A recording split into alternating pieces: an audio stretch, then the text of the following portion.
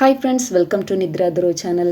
வீட்டில் இட்லி மாவு இருந்ததுன்னா கண்டிப்பாக இந்த மாதிரி செய்து கொடுங்கங்க. சூப்பராக இருக்கும் டேஸ்ட்டு.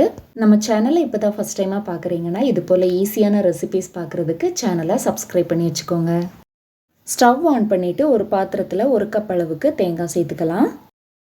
தேங்காவை வறுத்து எடுத்துக்கணுங்க. தேங்காவோட கலர் மாறக்கூடாது. தேங்காயில் இருக்கிற ஈரப்பதம் மட்டும் போகணுங்க. தேங்காய் ஒயிட் கலராகவே தான் இருக்கணும். இந்த அளவுக்கு வறுத்து எடுத்துக்கோங்க. இப்போ தேங்காவோட சர்க்கரை சேர்த்துக்கணுங்க.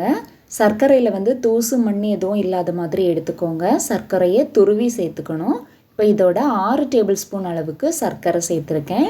கப்போட அளவில் 3/4 கப் அளவுக்கு சர்க்கரை சேர்த்துக்கணும். சர்க்கரை நல்லா உருகி வரணுங்க. உருகி தேங்காவோட நல்லா மிக்ஸ் ஆகி வரணும். சர்க்கரை இப்போ நல்லா உருகி வந்துடுச்சுங்க. இப்போ இதோட 1/4 டீஸ்பூன் ஏலக்காய் தூள் சேர்த்துக்கலாம்.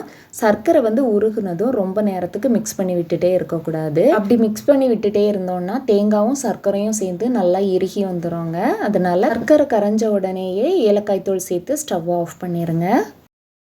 இன்னொரு பாத்திரத்தில் 2 கப் இட்லி மாவு எடுத்துருக்கேங்க. அதுக்கு கொஞ்சமாக உப்பு சேர்த்து நல்லா மிக்ஸ் பண்ணி எடுத்துக்கலாம்.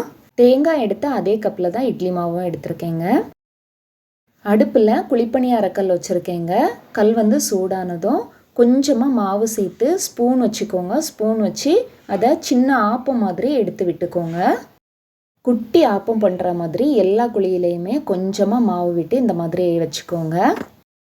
இப்போ நம்ம ரெடி பண்ணி வச்சுருந்த பூரணத்தை இதோட நடுவில் கொஞ்சம் கொஞ்சமாக வச்சுக்கலாம்.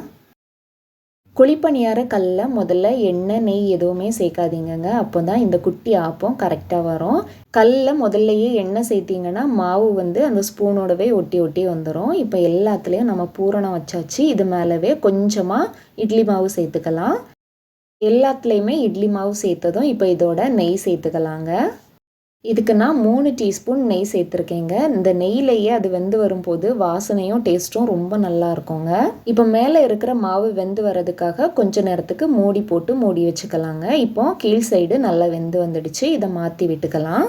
இப்போ நம்ம சேர்த்த நெய்யே இது 2 சைடும் வர்றதுக்கு கரெக்டாக இருக்குங்க. அதனால தனியாக நெய் எதுவும் சேர்க்க வேண்டாம்.